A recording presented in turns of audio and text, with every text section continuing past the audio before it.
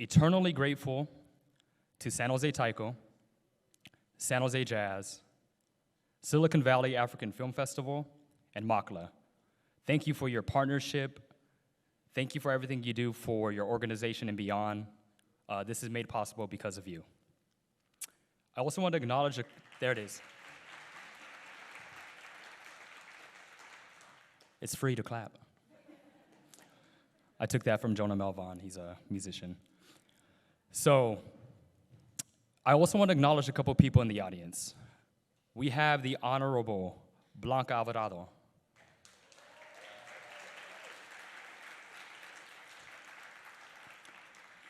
And by the way, if there are elected officials and we didn't get you, please find me after this, find anyone on staff, any of the ushers, and we'll make sure we announce you at the closing announcements.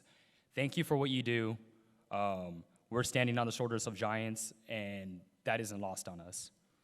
Now, it's a creative sector mayoral forum, so we'd be remiss to not mention the artists and creatives that are sharing their gifts and talent and time with all of us this evening.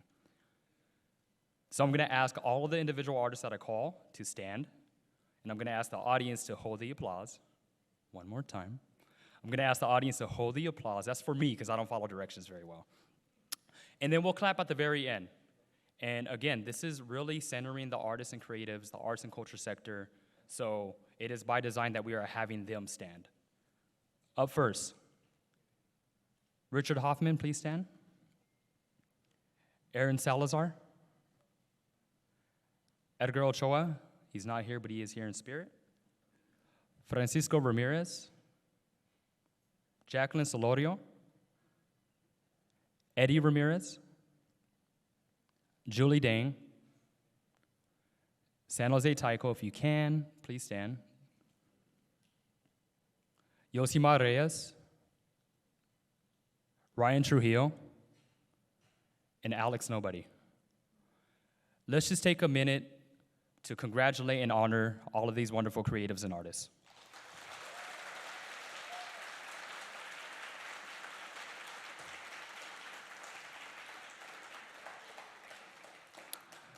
Thank you. You can be seated. So now a little bit about myself. I don't know how else to say it, but I grew up a bit of a knucklehead. I was raised by a single mother, Josephine. I was labeled a problem child by educators and other people. I was transferred to 3 different elementary schools in 3 years, and I grew up very close to the plaza. So near the King and Story intersection, before those of you that know the area well, on Hopkins Drive, my grandparents were there, my late grandparents were there before, since the 1970s, and my brother Daniel and mother Josephine currently live there now. They did a lot of things. I was a complicated kid. I excelled academically, but those remarks were always coupled with, he's disruptive, he should be doing better, he has a lot of potential. And it wasn't until I found music, because of my mom, that I truly believe my life and trajectory completely changed. 2 albums come to mind. Tupac's Greatest Hits. I had a young mom. So from 3rd to 5th grade, she gave me a ton of music, and I'm eternally grateful. But from Tupac, I learned that it was okay to be many things. Complex, passionate, vocal, sensitive, layered.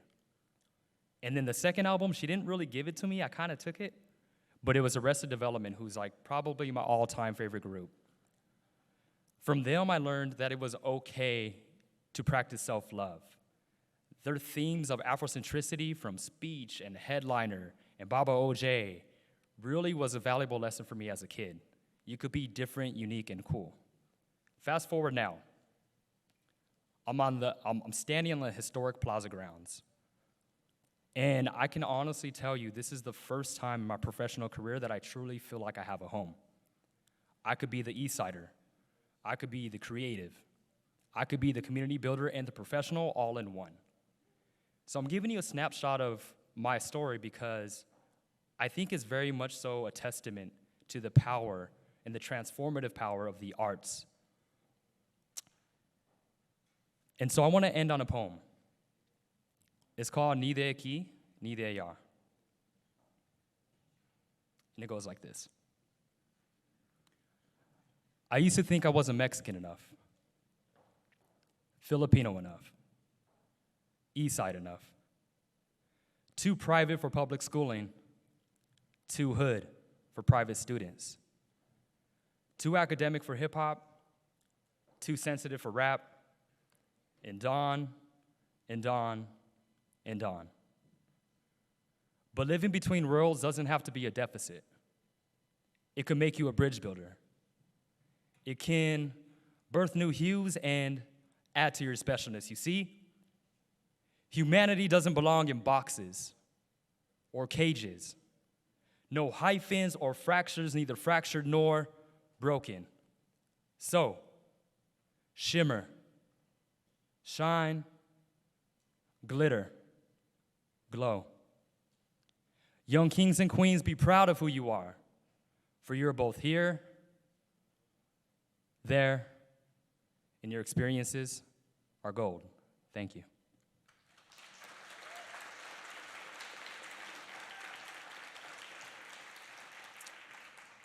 So it is my honor to introduce Corina and Herrera Loera, who will be doing our land acknowledgement. We will just transition this, and they'll be right up to start the program. Thank you all so much.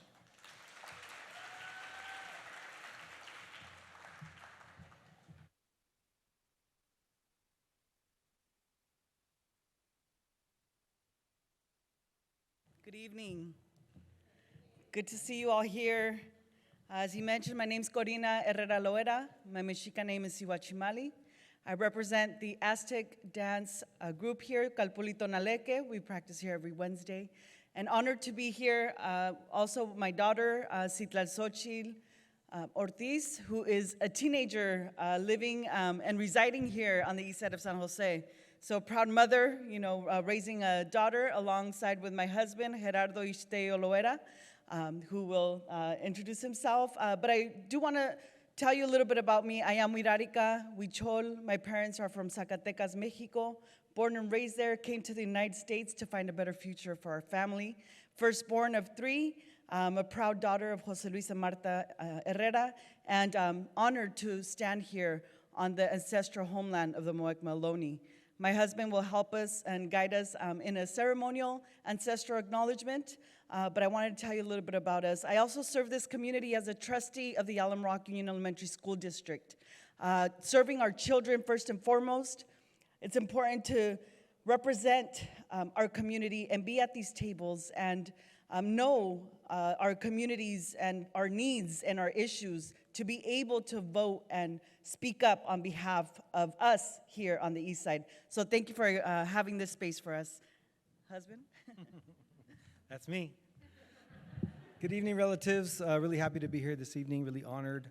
It's a pleasure to be here in our second home, really. We spent a lot of time here at the School of Arts and Culture, the Mexican Heritage Plaza, and it's wonderful to be here for this particular reason this evening, to inform our community about our mayoral candidates. As my wife mentioned, my name is Gerardo Ixteo Loera.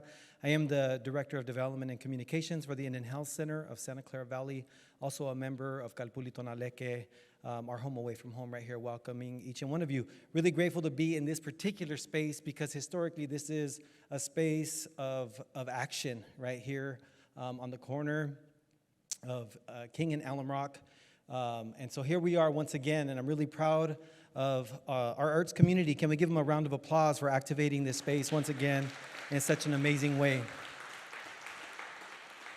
I want to excuse myself before the elders that are here. I see many people in our audience here that have done work for generations now so that we could be right here, right now, in this space and in this time. So thank each and one of our elders. And with your support, and on behalf of my ancestors from the Pueblo, the Mescalero Apache, and the Pame people, we're going to go ahead and share this ritual that comes from our Mexicayo tradition that is a reminder of our relationship to all things. And it reminds us that our actions, our decisions, our choices have a rippling impact, not only immediately, but forward on behalf of our generations. And so here tonight, as we learn about these mayoral candidates and we prepare ourselves to cast our votes in November, Let us be mindful of all the things that we represent. At this time, Corina is going to make these motions on all of our behalf. She's going to face to the east. I'm going to try and get out of her way so you all can see her make these movements. She's going to face the east right here, a direction that's set aside for us to remember and be grateful for the beginning of each and every new day and to honor the masculine essence that each and one of us in all things carry. She's going to turn now to the west. Western direction is a direction set aside for us that we can be grateful for the day that we've experienced as we witness the setting of the sun, and a direction that's set aside for us to honor the feminine essence, that creative, fierce essence that makes up each and one of us.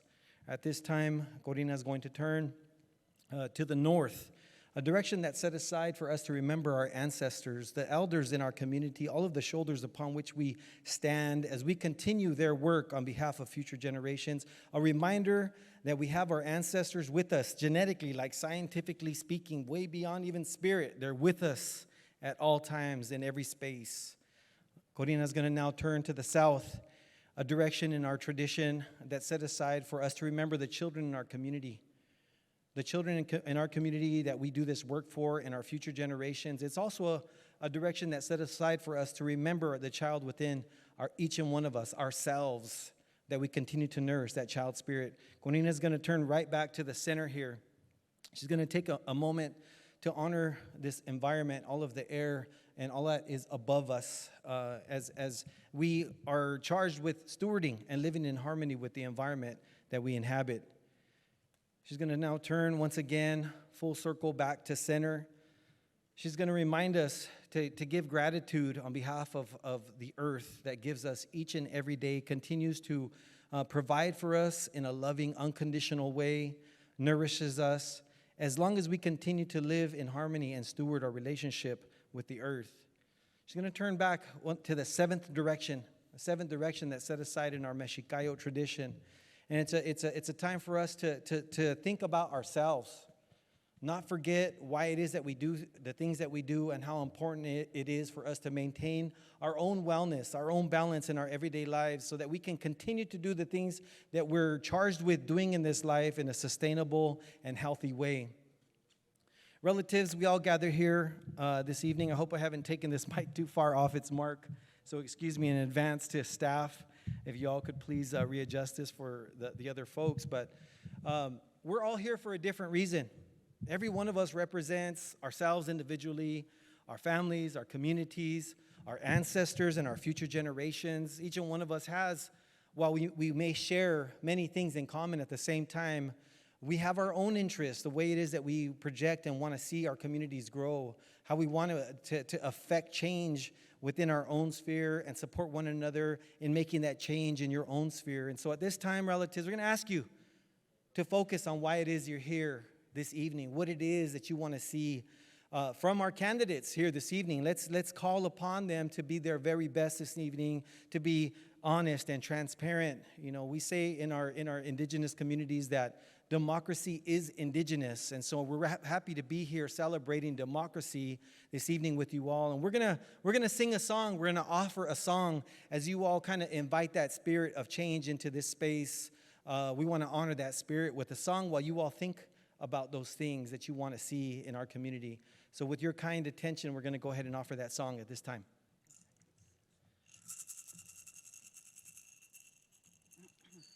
Yo we no we yo na nay yo we ya na nay yo we ya na hai nay yo wam yo we no we ya na nay yo we yo na we nay yo we no we yo na nay yo we ya na hai nay nay yo we no we ya na nay yo we ya na nay yo wam yo we no we ya na nay yo we ya na hey nay nay yo we no we are na nay yo yo nay yo when yo we no we are na nay yo we are na hey nay nay yo we no we are na nay yo nay yo when.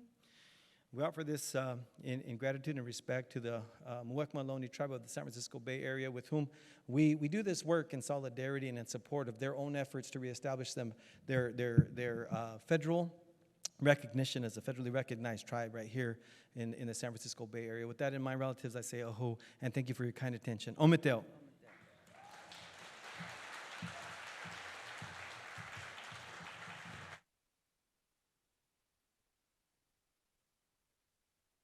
Hi everyone, my name is Vanessa Shi. I'm the co-executive director here at the School of Arts and Culture, and it is my pleasure to introduce San Jose Taiko performing Golden Sky.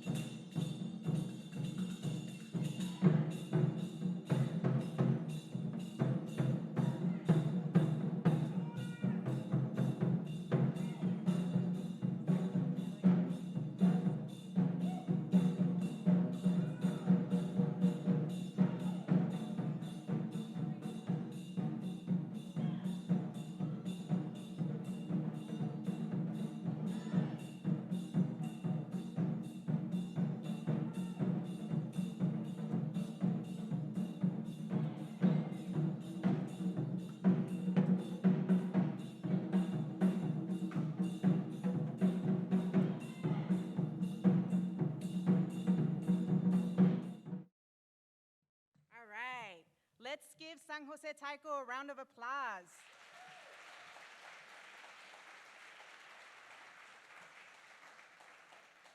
So otra vez, buenas tardes. Welcome to your cultural home.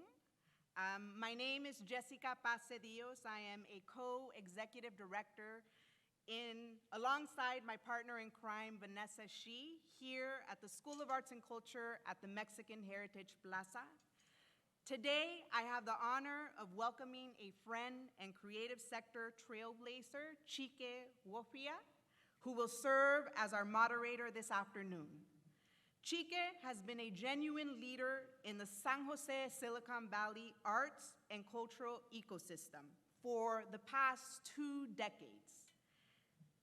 A drummer, storyteller, film director, professor, and business owner, founder of the Silicon Valley African Film Festival, and recent recipient of this year's Cornerstone of the Arts Award. He has taken arts and culture practices into spaces that would be considered incompatible. For all my ALF fellows in the room, you know what I'm talking about. C-suite executives learning to communicate across cultures via drumming and storytelling, showing all of us how the metaphors of community drumming can be applied to daily work life. Now, before I call him onto the stage, I want to express my deep gratitude for Chike and what he represents for our community. Our brother has been in the trenches, putting arts and culture front and center at the local and international level. Often, he's had to carry that torch alone. Not today. Chike, mi hermano, we're here with you, and the stage is yours.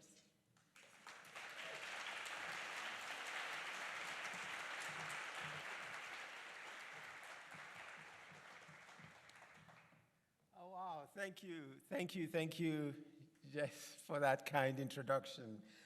Good evening.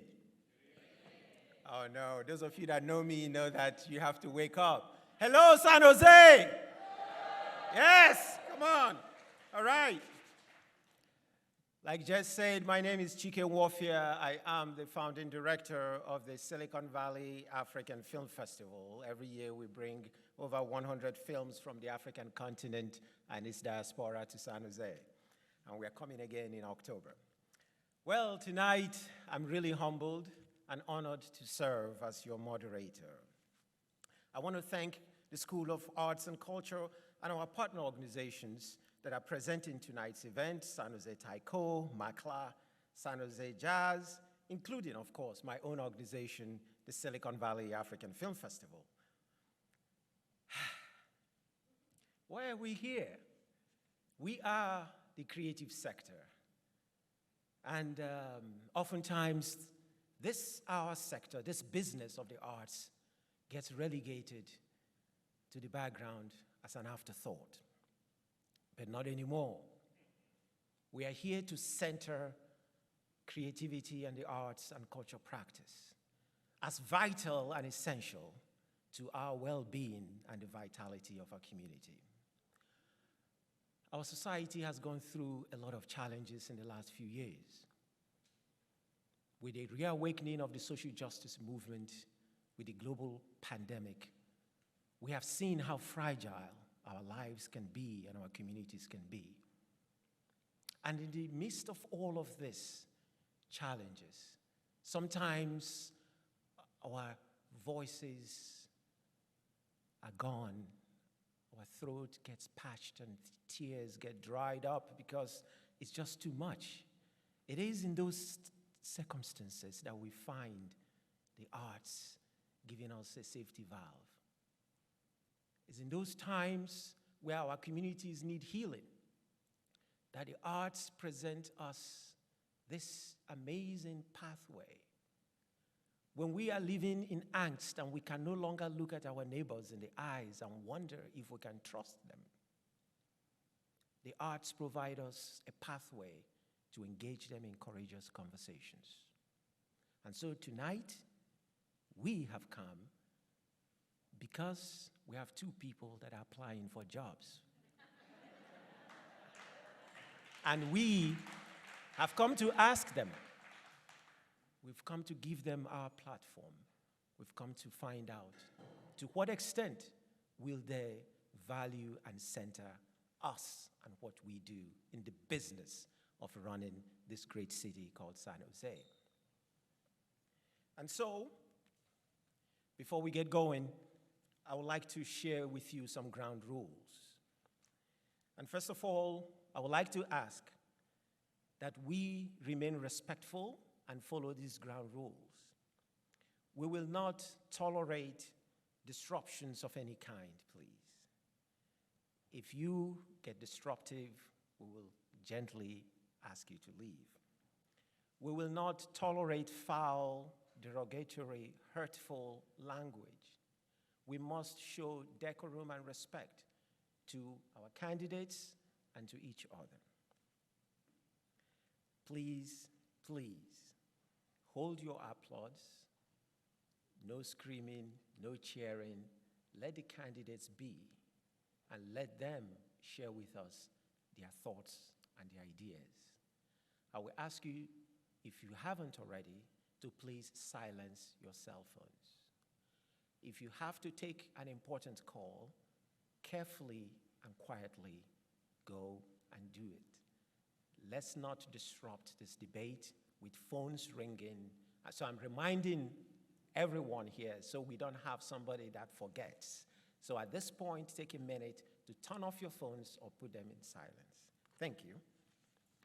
And then this is how tonight's debate is going to flow. Each candidate will be given 2 minutes to present their opening remarks. 3 minutes each to present their opening remarks. And then after that, we go into the questions. We have pre-selected questions that we'll start with, and these will be asked by representatives of the presenting organizations. After that, we will open up the questions to the audience. You should have each received a question card as you are walking in here, and if you haven't, make sure you get one.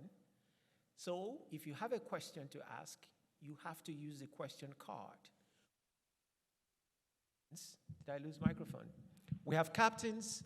Where are they? We have some captains that will be in the room looking out for questions. And so if you have written a question down, what I will ask of you to do is to gently, when the time comes, to just raise the card. Don't wave it so you don't distract people, but just raise the card a little bit. The captains will find you and get your questions from you. If you've written your name on the question card, we will ask the question and we will mention your name. If you haven't, which is okay, it means you want to remain anonymous, and we'll just ask the question. For our friends and colleagues joining us online, we haven't forgotten you. We have a staff person that is going to run our Facebook platform, and we're collecting questions as well. So we encourage you to participate. There is also a QR code that you can scan to just submit your questions electronically. But please, please, please obey and follow these ground rules. All right. During the questions and answer session, we will try our best to get to as many questions as possible. But please note that we may not be able to get to all questions. So we encourage you to engage our candidates online, through social media, website, emails, or phone calls if you have a burning question that we just couldn't get to. We have only so many minutes tonight to get them to share their time with us. And when I get the questions, I will ask either or both of the candidates, and that's it. After the questions and answer session, each candidate will now have 2 minutes to present their closing remarks. After their closing remarks, then I will probably give you a cue, if you have behaved well, to now applaud.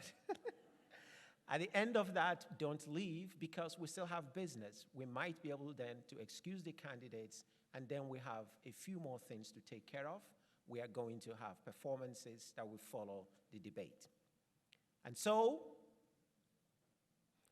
it is my honor and pleasure on behalf of the presenting organizations of this momentous and historic debate to declare this debate open, and I would like to welcome, please hold your applause until they're both here.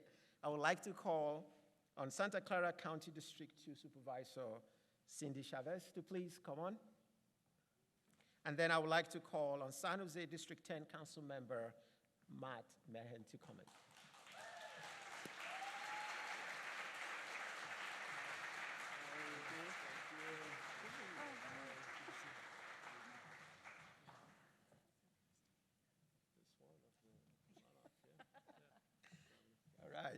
Okay, good. So we're here, and we will start with the opening statements, and I will keep alternating between the candidates. And so, Council Member Mahan.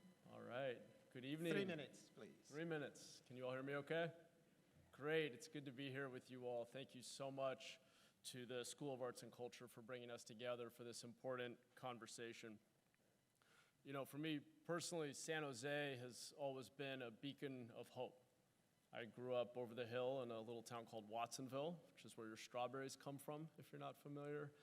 Grew up in a working class neighborhood. Most of my neighbors were in agriculture, construction, and when it was time for high school, my local high school had a higher dropout rate than graduation rate. And so I came to San Jose very fortunately as a work-study scholarship student by public bus. I worked summers on the maintenance crew at Bellarmine and in exchange had my tuition forgiven. And I fell in love with our city, especially our cultural diversity and the incredible neighborhoods and history that we have here. I was lucky to get a work-study scholarship to Harvard, came back as a public school teacher just up the road in Alum Rock, where as a 7th and 8th grade teacher, I saw firsthand the challenges our working families face, and a public sector that was not doing enough to invest in opportunity in the neighborhoods that need it most. And now as I go around our city, I hear from residents, they're feeling that our city's in decline. Housing costs, homelessness, crime, blight, addiction and mental illness going untreated. And I'm running because I want to ensure that in the public sector, we are solving the core foundational problems that create opportunity for everyone in our community. My campaign's run by over 50 high school and college students, and this campaign's really for them and for their peers, for my own kids, for a future city that is vibrant and accessible and creates upward mobility and opportunity for everyone. And I look forward to the conversation we're going to have tonight, specifically about the creative sector and the importance of arts and culture in our community. Thank you. Thank you. Please hold, please hold, please hold, because if we start applauding, we're going to eat up a lot of time. Let's give Santa Clara County District 2 Supervisor Cindy Chavez 3 minutes, please. Great, thank you so much. And I was just acknowledging with Matt that this is actually our first forum. So well done, SOAC, and all the arts groups, well done. So for those of you I don't know, my name is Cindy Chavez. I serve on the Board of Supervisors. I previously served as a member of the San Jose City Council. And I want to tell you a little bit about my background and something that many of you may not know. So I was born in Alamogordo, New Mexico, and my parents, at a very young age, decided to come to California where the streets were paved with gold, and frankly, they left New Mexico because they thought it was too much racism for them to get ahead. So we moved to the east side of San Jose, where we lived with cousins. Then we moved to Oakland, where we lived with other cousins. Then we moved to Hayward, and then we moved to Fremont. And when I was 18 years old, and now for 40 years, I've lived in San Jose. I came to San Jose to attend San Jose State, and for many, many reasons, I fell in love with San Jose. But I want to tell you that the way I got connected to public service was really through my parents. My mom was a teacher's aide and taught catechism. My father was a carpenter and worked on our church, and every so often, my dad would find someone at a work site who needed a place to live. And because of what my parents had been offered when they were very young, they opened up their home to anybody who needed a place to stay until they could get on their own 2 feet. What I learned from my parents is that community means being beyond just your immediate family, sometimes beyond your neighborhood, beyond your church, and beyond to help people the way that you were helped. They felt blessed and they wanted to give back. I have had the honor, really, truly, the privilege of serving so many of you in many different ways, whether that's been through the labor movement, running a nonprofit, serving on the city council, or as a member of the Board of Supervisors. I'm running for mayor of San Jose because I know that when we work together, we do great things. We've done that many, many times. We were the first city and first county to offer every child under the age of 18 access to health insurance. Thank you, Supervisor Alvarado. And we are one of the most vaccinated large cities and vaccinated large counties in the country because we work together. I'm running because I believe in you. Thank you. And now we are going to go to the pre-select. I know it's tempting to clap, but hold it in, hold it in, hold it in. Clap inside. And so we're going to go to some pre-selected questions. And remember, please, if you have any question, please put them on the question cards and make sure our captains get to them. In the meantime, we're going to go to Wisa with the San Jose Tyco. And can we get a light on her so that so they can see? There you go, Wisa. I was wondering. All right. And you will get 2 minutes to respond. Go ahead, Wisa. Hello. All right. Hi, everyone. Wisa Uemura, Executive Director for San Jose Tyco. And to lay a broader foundation for our later questions, so you can get more specific then, I would like you to describe the cultural life and creative sector of San Jose. All right. Since you started with the opening statement, you would start with. Great. Thank you, Wisa, so much for the question. And let me start by my descriptors. My descriptors are persistent, gritty, tough, energetic, pushing the envelope, and innovative. And one of the challenges, I think, for the arts community here is that for so long, the way the arts were presented wasn't necessarily recognized by the dominant culture or City Hall. What I mean by that is that until, frankly, Blanca Alvarado and Susan Hammer were leaders of the city, we didn't really invest that much in the arts, and there wasn't a focus on it. And the arts have really saved downtown, helped protect Japantown, and many, many other parts of our community. So I was looking back at an old study that someone gave me that Dr. Pia Moriarty and Dr. Maribel Alvarez wrote this piece in the early 2000s all about these cultural organizations that were popping up all over San Jose that weren't being recognized as part of our cultural fabric. And what we see now is all of those popping up is the entire growth, really, of the cultural sector in our community. Cultural organizations that are attached to churches, to cultural groups, to schools, to, frankly, to even these small and mid-sized organizations that didn't even exist 10 years ago when Pia and Maribel, or 20 years, when they were writing their first study. So when I think about what we have here as a foundation, what I see is nothing but opportunity. And kind of like native grasses, it's not like we have 1 or 2 trees. We have a lot of options that we have to really nurture and grow. All right, thanks. You know, a lot of people knock San Jose for not having this vibrant urban center that's a destination for people from all over the world, but I would argue we have something much better, a hidden strength that many cities don't have. In true Silicon Valley style, we actually have this decentralized network of neighborhoods and public spaces and ethnic communities that give us this incredible diversity that most cities, frankly, lack. In fact, my wife and I were living in San Francisco about 8 years ago now and wanted to come back to the South Bay in part because it felt like a place with cultural hegemony. It had become a city of haves and have-nots. Where was the middle class? Where was the actual diversity in the neighborhoods? Everything was becoming the same. And I think our real strength is in the amazing diversity of our neighborhoods, the cultural districts that we have, from Alum Rock, where I used to teach, to Japantown, to Little Saigon. And I think lifting up those neighborhoods, better telling our story, better marketing what we have to offer has to be part of the future for our city.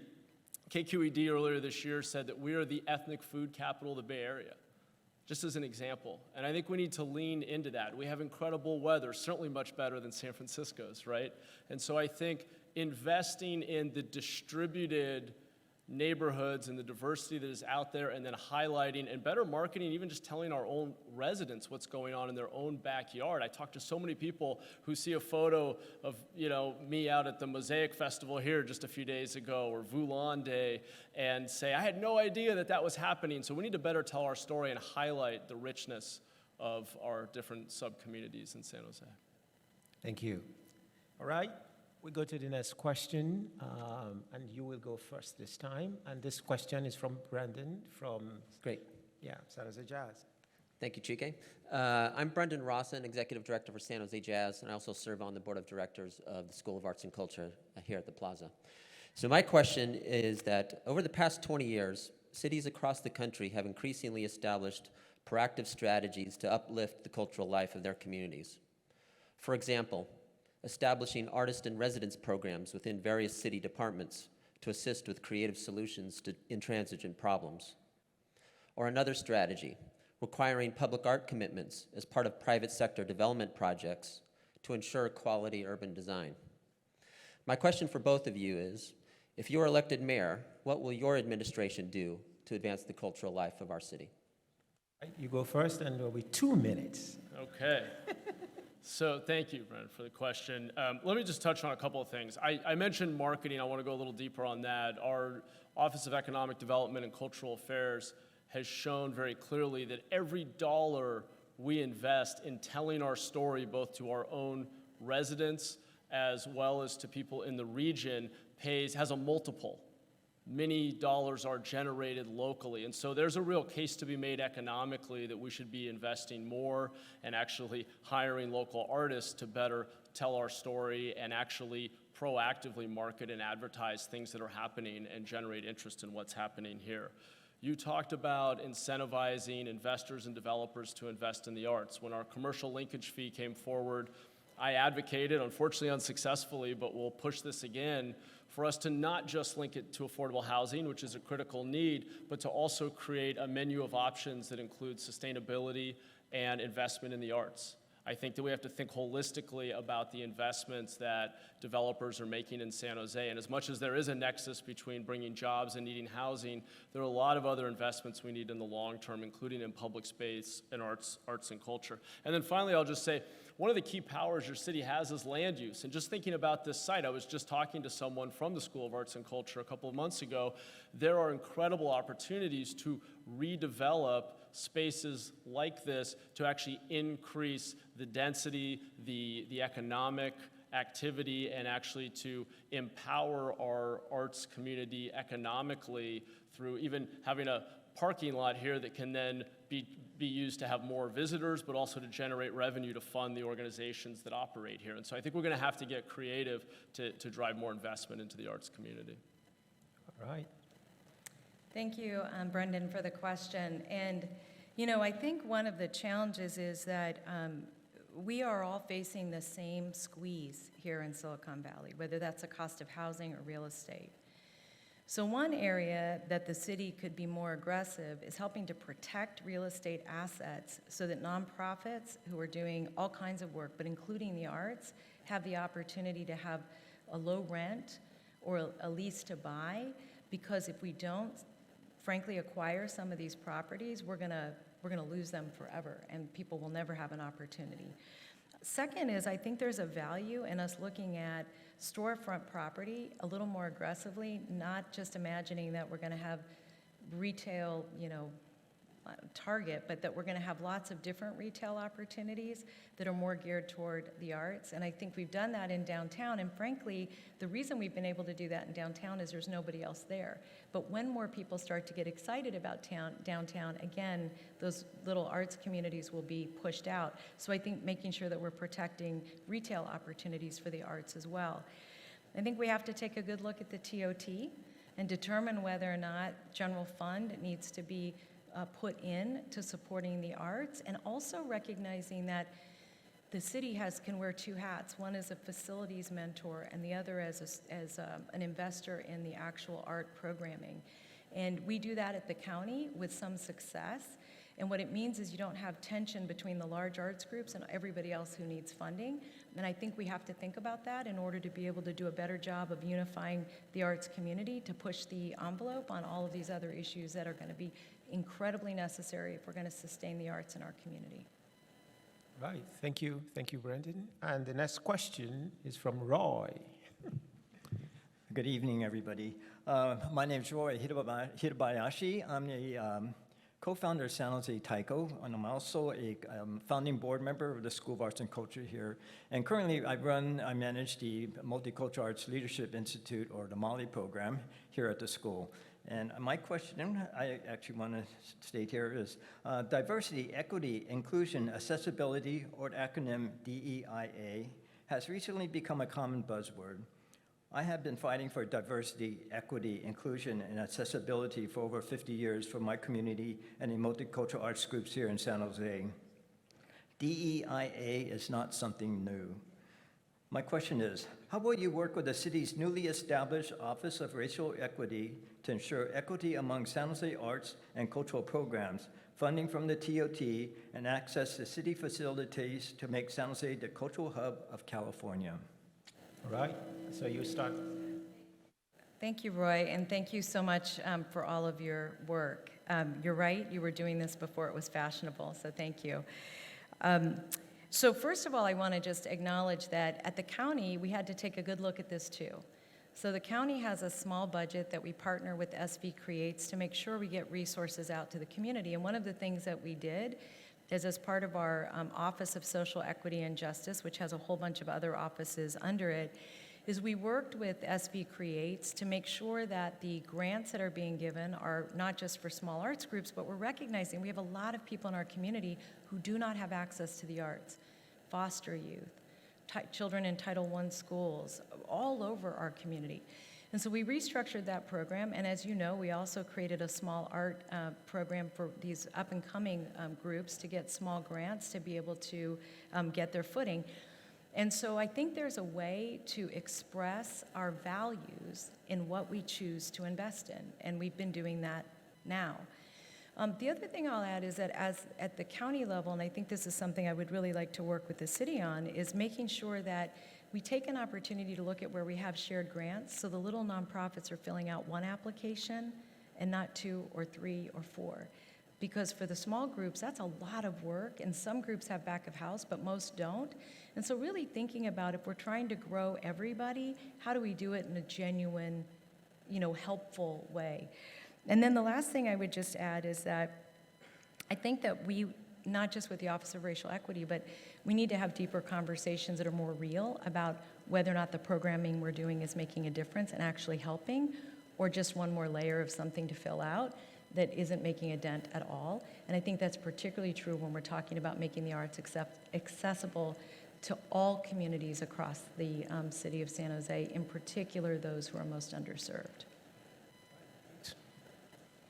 The question, our Office of Racial Equity at the city is doing really important work to help our own staff reflect on the biases that we bring with us into the work, that we need to recognize and examine, and we need to diversify who's making decisions at the city. As mayor, I want to see our Office of Racial Equity working with the various stakeholders, from PRNS to the Office of Cultural Affairs to Team San Jose, to make sure that they're really examining who's at the table, advising them on making grant decisions, so that we aren't always going to the usual suspects, but actually really getting out into our neighborhoods and really reflecting the true diversity of the city, which today I've heard from many arts groups is not something people feel we're doing as well as we should at the city, frankly. So I think we need to examine our grant-making processes, and I think the Office of Racial Equity can help us do that more effectively. I also just want to highlight, though, as I go around the city and talk to artists and creatives and small businesses, what I hear over and over again is that their greatest frustration in San Jose is actually some of the really fundamental things. It's not just how we're making grants or programming budgets. It's the fact that we're not building enough housing. We're not keeping our neighborhoods safe enough. The city is blighted, and I think just like any of our residents, what I hear more than anything is a desire for us to get back to basics and solve those underlying problems so that they can afford to live here. And they can run a business without fearing that they're gonna have to deal with picking up broken glass every day or trying to help somebody who slept in their doorway get help. And so I think, the greatest thing we can do as a city is really get back to core services and address the basics. Thank you. All right, thank you. The next question, and Matt, you're going to start first. And the question is from Angie. Hi, good evening. Angie Helstrup-Alvarez, Executive Director of MACLA, also on the board of the Silicon Valley Council of Nonprofits and the San Jose Downtown Association, and a mom and downtown dweller. So I have a two-part question. While not specific to the arts and culture sector, the high cost of living and housing adversely impacts cultural and gig workers. Do you support opportunity housing and COPA, Community Opportunity to Purchase Act? Why or why not? Thanks, Angie. Angie and I were ALF fellows together a couple years ago. Good to see you. Thanks for everything you do in the community.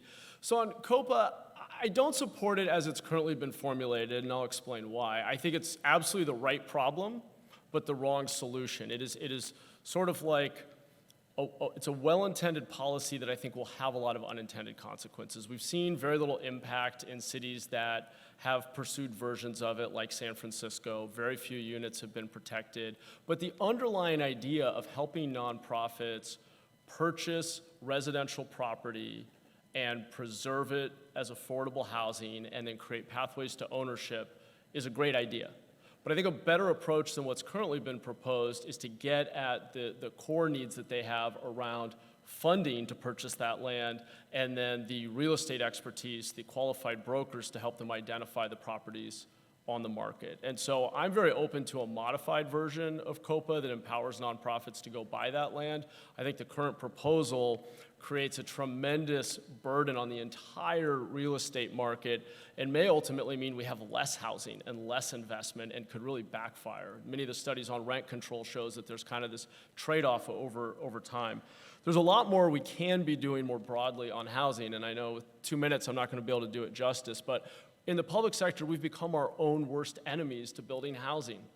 We have not embraced innovation. We have incredibly slow permit processing times, incredibly high fees for the thing we most need, which is housing. And so I want to push policy innovation that encourages affordable by design, encourages new approaches like renting to own over time, which I know some of our local developers are interested in, but our city policies don't really facilitate today. So I'm about out of time, but there's a lot more on my website about my housing plan because it is the greatest crisis we face as a community. Thanks. Thank you, Angie, for the question. Let me start by making an observation, and that is that the high cost of housing is impacting everybody, but it really impacts people who are in the more moderate to low income areas. And while I think that COPA is one option, and it's not one that I'm really excited about, I'll tell you what I'm really excited about that we're doing at the county. We did an RFP after talking to a number of organizations, and that RFP was focused on creating community development corporations and land trusts. And the reason, and I think this is one of the biggest challenges with COPA, is there's no funding mechanism that is attached to it.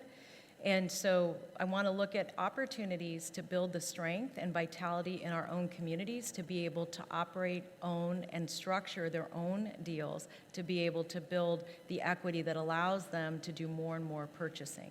So that's why the county invested in that at my request and recommendation. The second is that we have some opportunities and some models that we haven't taken advantage of in a long time.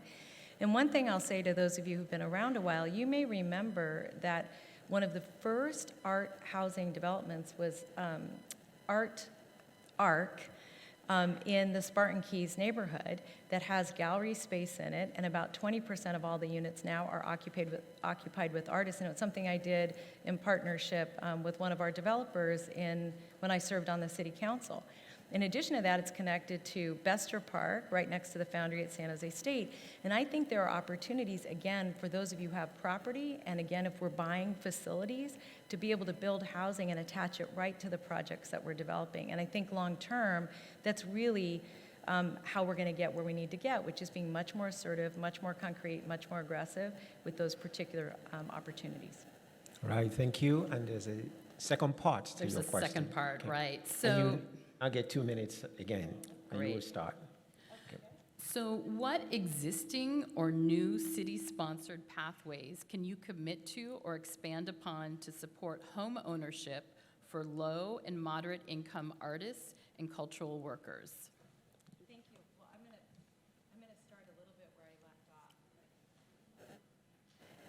thank you. I'm going to start a little bit where I left off, which is just to talk about the fact that we should be looking at opportunities and even working with developers who are looking at properties that they can embed both artists' activities but also housing. And I think that's part of a question you're going to get to a little later about how we do that kind of planning. But the other thing is, many of you voted for Measure A, which is a housing bond that has up to $50 million that we're using for first-time homebuyer programs. And one of the challenges, I think, is there are so many of these programs kind of all spread out, and we need to be able to work with the Housing Trust and get an intended focus on our nonprofit partners, along with public sector workers, that we're really trying to keep here and make it affordable for them to live here. By the way, childcare workers as well, so that it's a one-stop shop so you can learn about every kind of program there is. And frankly, if our programs aren't working, allowing us to innovate new programs that frankly are already within our budget, and we just haven't thought of them yet. So as an example, with the first-time homebuyer program, it allows people to only put 3% down. The county subsidizes the other 17%, and then when the home or property is sold, we get back our 17% and can reinvest it for the next person. So that's an example of something that I think we can both expand and work on together. And at the city, we have something called Measure E, which is a transfer tax that generates funding for housing and homelessness that I think can similarly be deployed to create more affordable housing. But I want to make a plug. I'm a data guy. I'm into the math. I really want to make a plug for reducing barriers to building housing at scale, because we have a lot of programs that are very well intended, but are frankly at the margin. They do help a few people, which is great, but we have to look at the long arc of what's happened over the last couple of decades. We have built, in our region, our economy has added 6 jobs for every home we've built. And I was starting to get into this earlier in the question. I'm glad I have 2 more minutes, because we have been our own worst enemy. We have created every possible barrier to building housing. And yes, you could criticize the idea of just building a lot more housing because more traffic, or it's all market rate, but it's not all market rate, and it doesn't have to make traffic worse. If we build up where it makes sense, near transit corridors, in downtown, and if we make our inclusionary requirements work so that a portion of those units are affordable, and we recognize the fact that having a lot more housing supply, a lot more housing stock, will mean that more of it will age into affordability over time. And so, while I support Measure E and our anti-eviction policies and all the things we're doing to kind of hold it together, I think, frankly, unless we admit that we need to build a lot more housing and do it densely in mixed-use urban villages, I don't think we're going to get there, frankly. And so I've pushed to get more planning resources. In the last budget, I got additional planners in there to unlock housing development in our urban villages. I was proud to vote to remove the horizons that actually were a barrier to building housing where we need it. And so I think we have to acknowledge the math on this, which is that we've been falling behind dramatically for many, many years, and we need a much more fundamental change if we're going to make our area affordable to working and middle-class families. All right, thank you. And we have next question, but Vanessa, before you ask the question, let me remind everyone again that if you have, because after her question, then we're going to start fielding the audience questions. And so our captains are going around. Just lift your card up gently, and they will come to you and get it. And then they will pass it on to me. So, Vanessa, go ahead. Thank you. The School of Arts and Culture is one of 3 arts organizations that are leading efforts to form 3 cultural districts in San Jose. How can we count on your support in stewarding East San Jose, SOFA, and Japantown as cultural districts for the city? Matt, you start. 2 All minutes, right. please. Thank you. I think it's a great idea. I love it. I want to advocate for getting Little Saigon in as well as a 4th. But yeah, I think it's a great idea, and it, of course, can bring more tourism, bring more dollars in. I think that the answer to moving it forward is to have a mayor who believes it's an important priority, which it very much will be for me, but also leveraging the mayor's office to get more private dollars and investors and developers to the table. And I think that we are just starting to get there downtown and with a few developers, but we need to do the hard work of getting investors in our city to understand what Alexis de Tocqueville called their self-interest well understood, which is that if they work with us to invest in placemaking, in arts, in keeping independent local businesses here, in helping artists stay here. I was just talking to an artist in Japantown who said she was going to be displaced, but the developer building a new apartment building actually carved out a place for her organization to stay there. We have to get investors and developers in our city to understand it is in their self-interest to invest in placemaking today because it will make their properties more valuable over time and it will facilitate that economic vibrancy that ultimately makes their projects pencil in the long run. And so I think we can make that case, but we haven't done enough thus far. Thank you very much, Stacy, for the question. You know, let me make one big point about these cultural districts. It is a great opportunity for San Jose. It is a great opportunity for our city. And one of the big opportunities, I think, comes from the design of those cultural districts, because we used to have a program called the Strong Neighborhoods Initiative that allowed each neighborhood to actually put forward the design guidelines for their own communities. And that way, when a developer came in, or a new business came in, or neighbors came in and wanted to do something with it, there was a plan in place. They could see how they could plug in. So making those plans thoughtful, detailed, and ready to go is really important. And I think what the mayor's office can do is three things. One, help invest in the design of those plans and support those efforts so that they're built out as well as can be built out. Two, make connections absolutely to the private sector. I think this is exciting, and this is an opportunity really for the mayor to lead and attract resources to those areas. And three, that the city prioritizes those areas for unique opportunities for development. And I just want to give you an example. At the Valley Transportation Authority, which is a board I serve on, and I helped develop a policy that allows us to build out on 200 acres that isn't developed yet, that we're doing RFPs and RFQs for. And on those properties, about a third of all of the development, especially focused on housing, is going to be set aside for affordable housing. Now, any of those districts that are close to any of these cultural districts, that is an opportunity to make a connection, a private-public connection, because there are going to be private sector developers already in there. So these are all opportunities for the mayor to play the linking role to make sure that resources get to the communities that need them and really enhance the areas that we're prioritizing. All right, thank you. Now we're going to go to your questions from the audience. Once again, if you still have questions that you want to ask, put them down and our captains will pick them up. So now I'm going to ask the very first question, and that will come to you, Cindy. This question is from Nick Wester. The question says, how would you financially support music and public schools to get the next, I don't know if the person means music in the public schools, but it says music and public schools to get the next generation of local artists started in elementary and middle schools? Great question. I think one of the first things that the city could be doing is doing more to provide support to after-school programming again. Because that after-school programming can be homework centers, it can be music, it could be a lot of different things, and I think that's a perfect partnership for the city. And the other thing is, if the city picks up the tab for the after-school programming, which isn't that expensive, it frees up the schools to be able to invest more in the arts. One other point I'll make is that this has been a dream of mine, and I've seen this in other places, that there are libraries around the country that loan instruments, music, and equipment to schools. And if we could, again, alleviate some of those one-time costs, both from the schools and the families, if the child doesn't enjoy playing the saxophone, they return it and they get something else. And I'd really like to see us do that here in San Jose.